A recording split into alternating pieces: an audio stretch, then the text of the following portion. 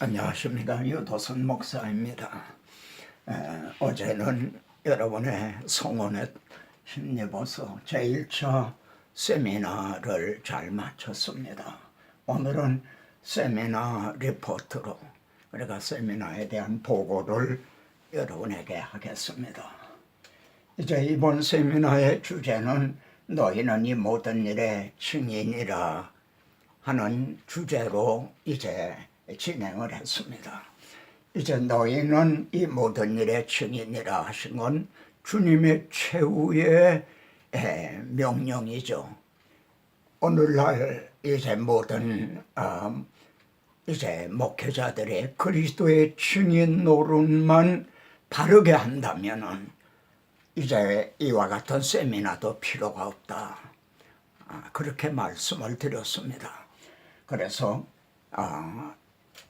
너희는 이 모든 일의 증인이라는 걸 맨 앞에다가 내세우게 되었습니다.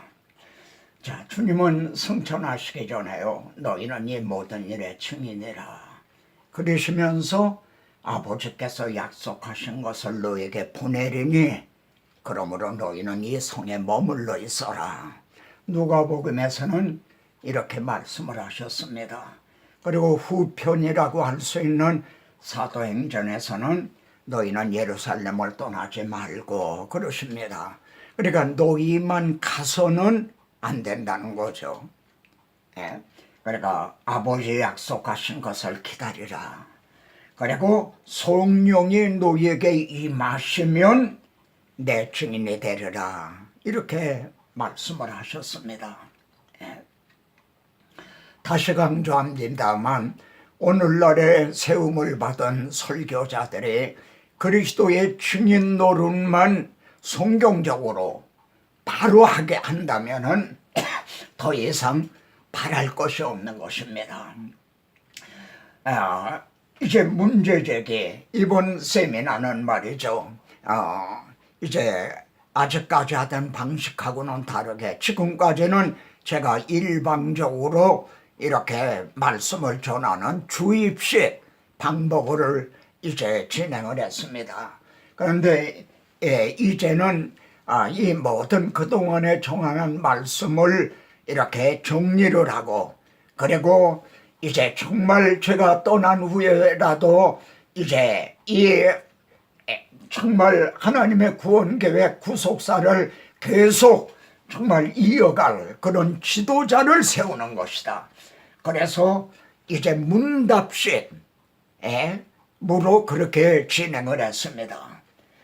주님은요, 성령이 임하시면 내 증인이 되리라 하신 그 의도가 무엇이냐 이거예요. 그냥 너희는 내 증인이 되라 그러신 게 아니라 성령이 임하시면 내 증인이 되리라 하신 의도가 뭔가. 여기에 그렇게 해서 요즘 유행하고 있는 하부르타, 서로 토론하는 거죠. 그래서 어떤 결론에 도달하게 되는 그런 방법으로 시도를 해봤습니다. 그래서 이제 좌석 배치도 서로 토론할 수 있도록 그렇게 했습니다. 이 참고 구절이 성경 주제에 여기 있습니다만 이건 어디까지나 참고할 정도입니다. 왜 성령이 임하시면 내 증인이 되리라 하셨는가? 이걸 요약을 하면 하나님의 구원 계획은 성부, 성자, 성령님의 사역이라는 겁니다. 그 일에 우리를 들어쓰시는 거죠. 하나님은 구원 계획을 이제 세우시고 우리를 택하시고 성자께서는 임마누엘 하셔서 우리들의 죄를 대속해 주시고, 그런데 이걸 누가 아는가? 그래서 성령이 오셔서 이를 증언한다는 거죠.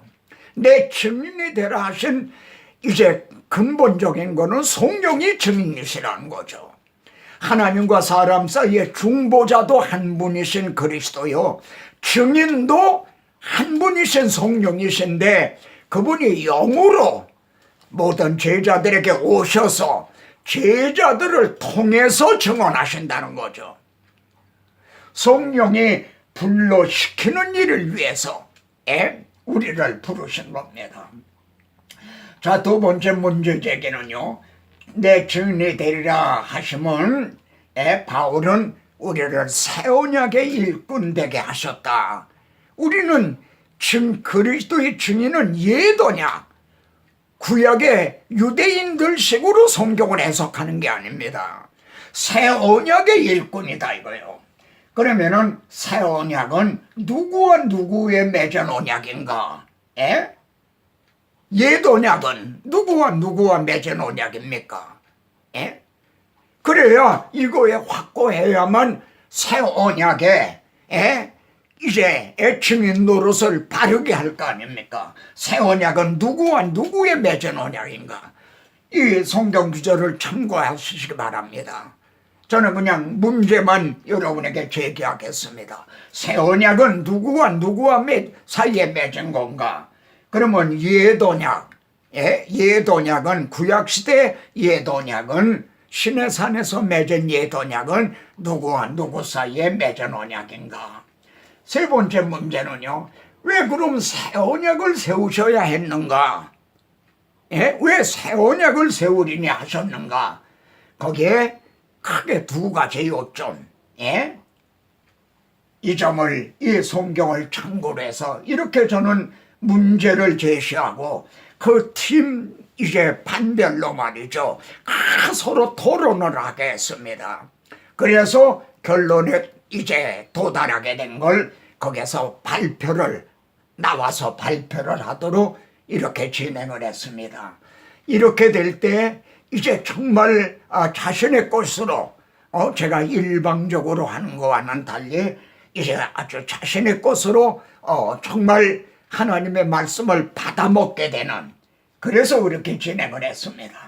자, 네 번째 문제입니다. 새 언약의 증인의 그런 자격이 뭔가? 새 언약의 증인의 자격이 뭡니까? 크게 두 가지 요점이요. 이건 제가 이제 말씀을 드리겠습니다. 첫째는 성령이 임하시면 그랬거든요. 이게 첫째 자격이죠. 성령이 임하시면 불신자들은 새 언약의 증인, 그리스도의 증인 노릇을 아무리 그가 지식이 많고 지혜가 많다 하더라도 그는 증인 노릇을 못하는 겁니다. 성령이 임하시면. 두 번째는요, 새 언약은 우리의 마음에 기록을 한다고 그러셨거든요. 첫 언약은 돌비에 기록이 됐지만 새 언약은 마음에 기록을 했어요. 누가? 성령님이요. 성경이 무엇입니까? 성령의 감동으로 기록된 하나님의 말씀입니다. 그럼 새 언약의 자격이 뭔가? 성령이 우리 안에 내주하시고 또 성령께서 기록하신 새 언약이 우리 마음에 기록이 되어 있다는 겁니다. 이렇게 된 자만이 새 언약에 이제 자격이 있는 겁니다. 오늘날 왜 그리스도의 증인들이 새 언약에 이 증인 노릇을 바로 하지 못하고 있는가? 자, 다섯 번째 문제로요, 새 언약의 일꾼들, 곧 그리스도의 증인들이 증언해야 될 핵심적인 내용이 무엇인가? 증언해야 될 말씀은 많다고 할 수가 있습니다. 여러 가지로 꼽을 수가 있겠죠. 그러나 핵심적인 거 네 가지. 여러분은 이 네 가지가 뭔 줄 아십니까? 이걸 참고로 하셔서요. 나사렛 예수가 누구신가? 여기에 확고해야 됩니다. 그분이 우리를 위해서 뭘 해주셨는가? 우리를, 내 죄를 위해서 대신 죽어주셨다는 겁니다. 그런데 죽은 것이 끝이 아니라 다시 부활하심으로 이제 모든 잠자는 자들의 초절매가 되셨다는 겁니다. 그런데 이것이 성경대로 됐다는 겁니다. 구약 성경에 언약과 예언과 예표와 모형과 그림자로 말씀해 주셨던 그 성경대로 되었다. 얼마나 확실한 겁니까? 얼마나 믿을 만한 겁니까? 그래도 믿지를 못할 겁니까? 왜 이렇게 믿질 못하게 되는가? 왜 믿음의 뿌리가 견고하지 못하는가? 그리스도의 증인들이 이 성경을 기록한 목적대로 바르게 사용하지 못하고 있기 때문에 그런 것입니다. 여섯 번째 문제도요. 바울은 하나님의 복음을 위하여 택정함을 입었다. 자신을 새 언약의 일꾼이 되기에 만족하게 하셨다. 새 언약의 일꾼이다.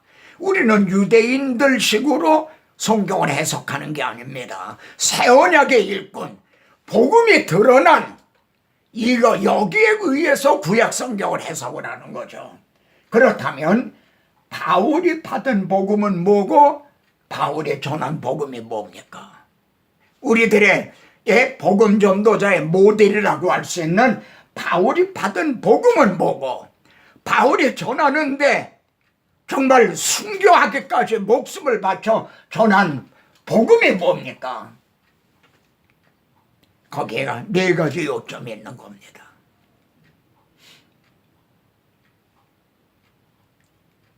일곱 번째 문제입니다. 만일 성도들에게 이 십자가 복음 네 가지 요점이 말이죠. 예수가 누구시냐? 그분이 우리를 위해 뭘 해주셨느냐? 죽음의 끝이 아니라 부활하셨다. 그런데 성경대로 되었다. 또 하나를 더 추가한다면 그분은 우리를 영접하러 재림하신다. 이 십자가 복음을 성도들에게 전해주지 않으면 어떻게 됩니까? 여러분 어떻게 된다고 여러분은 그렇게 말씀하렵니까? 이 십자가 복음을 전해주지 않으면 어떻게 되는가? 여덟 번째 문제적입니다. 오늘의 대부분의 설교를 들어보면요, 다 그런 건 아닙니다. 제가 다 그렇다고 그러는 건 아닙니다. 그러나 대부분의 설교를 보면요, 대단히 유익해요. 왜냐하면은 그것이 철학적인 설교이기도 하고 인문적인 설교이기도 하고 또 심리학적으로도 이제 그래서 우리들의 카타르시스를 이렇게 쌓였던 이런 스트레스를 해소시켜 주기도 하고 대단히 유익해요. 그러나 복음은 없다 이 말입니다. 우리는 성도들을 감동시키라고 눈물 흘리라고 세움받은 사람들이 아니에요. 예수가 누구시냐? 그분이 우리를 뭘 해주셨느냐? 이거를 증언하라고 세움받은 증인들이라는 걸 이걸 잊지 말아야 되는 겁니다. 심지어 우리는 사람들을 모으라고 세움받은 사람들이 아니에요. 그거는 요즘 오히려 가수들이 더 잘해요. 몇만 명씩 모이지 않습니까? 대부분 설교는 다 유익하지만 복음이 없다.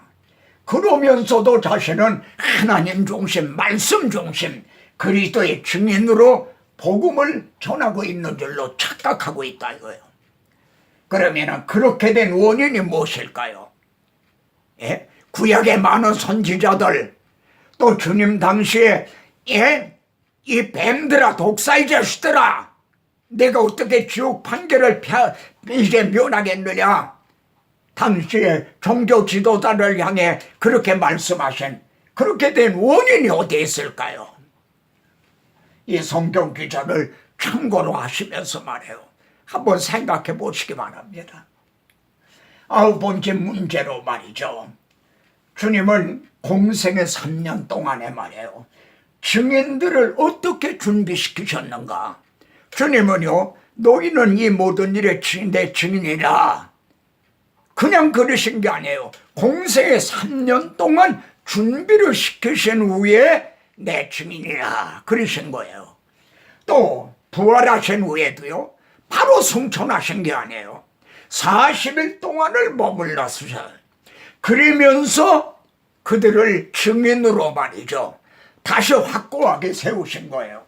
그래서 사도행전은요, 설교가 19번 등장합니다. 베드로가 8번 설교하고 바울이 9번 설교하고 스데반 집사가 1번, 야고보가 1번, 그래 19번 등장해요. 그런데 말입니다. 복음서의 제자들하고는요, 사도행전의 증인들하고는 전혀 다르다 이거예요. 아니 불과 한 40일 동안에 어떻게 이렇게 변화가 될 수가 있단 말인가? 사울이 교회를 박해하던 사울이 복음 전도자 바울이 되듯이 우리도 이런 전환점을 만나야 되는 거야 돼요. 요한 웨슬레에게도 이런 전환점이 있었어요. 루터에게도 이런 전환점이 있었어요. 로이드 존스 목사님 같은 분도 한 번은 어떤 느스울한 이제 성도가 목사님에게요, 목사님 설교에는 복음이 없습니다, 이런 말을 했다는 거예요.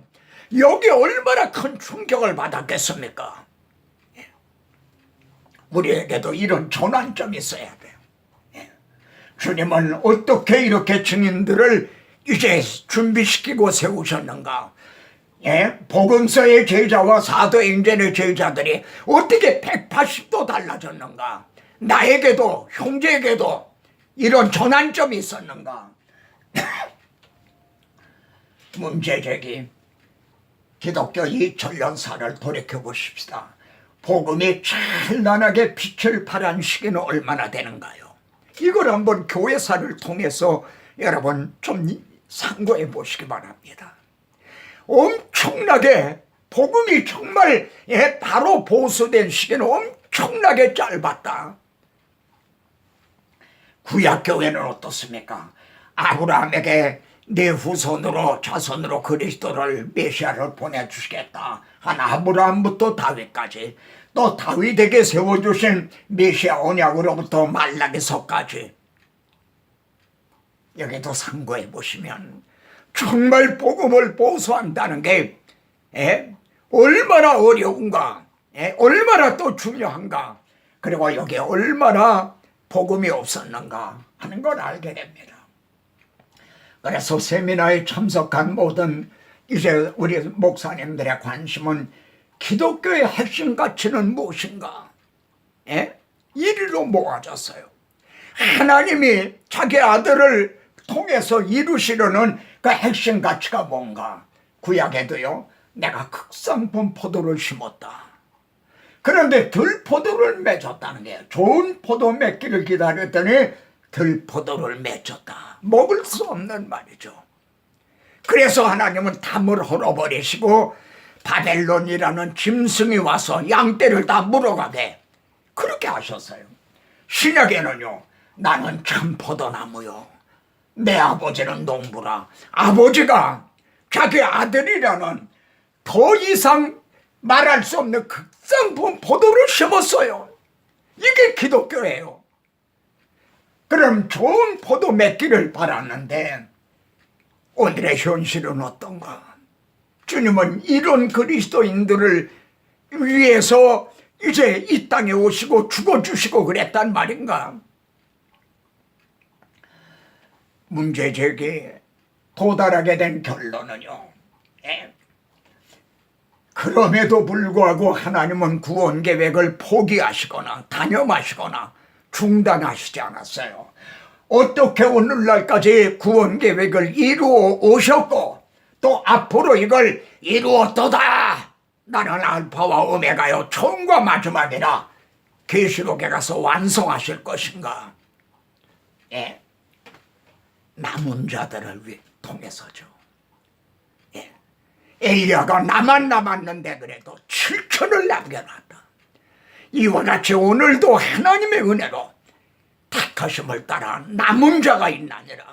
주여 주여 하는 자가 내가 주의 이름으로 선지자 노릇했나이다, 무슨 귀신을 쫓아내고 권능을 행했나이다, 이들이 다 구원 얻는 것도 그리스도의 증인 노릇을 바로 하는 것도 아니라는 그런 결론에 도달하게 됐습니다. 어떤 자들이 믿지 아니했으면 어찌하리요? 이 어떤 자들은 바로 바울은 유대인을 염두에 두고 한 말입니다. 그들은 선민이었어요. 아브라함의 자손이었어요. 메시아 오기를 기다렸어요. 근데 메시아가 오자 배척을 하고 그들에 의해서 십자가에 못 박혔어요. 그러면 하나님의 구원 계획은 이제는 가만히 없구나, 폐하여졌구나, 무산이 됐구나.